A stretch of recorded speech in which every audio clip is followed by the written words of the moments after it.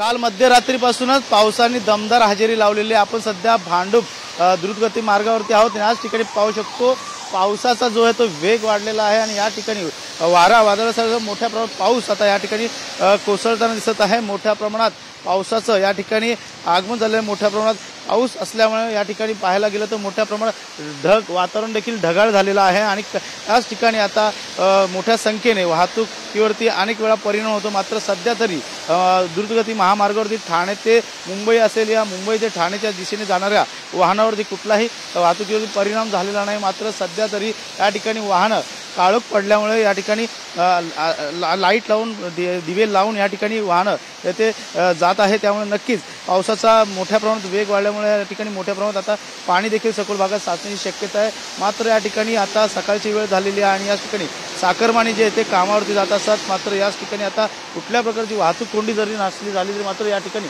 मोठ्या प्रमाणात पावसाने जे ते दमदार हजेरी लावलेली आहे।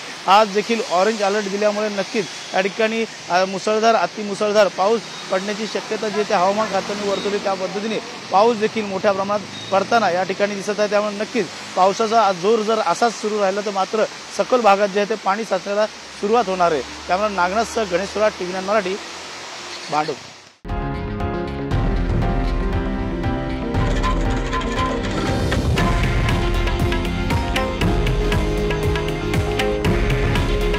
हे आहे देशातील नंबर 1 न्यूज नेटवर्क आणि आपण पाहत आहात TV9 मराठी। काळजी तुमची, हित महाराष्ट्राचं।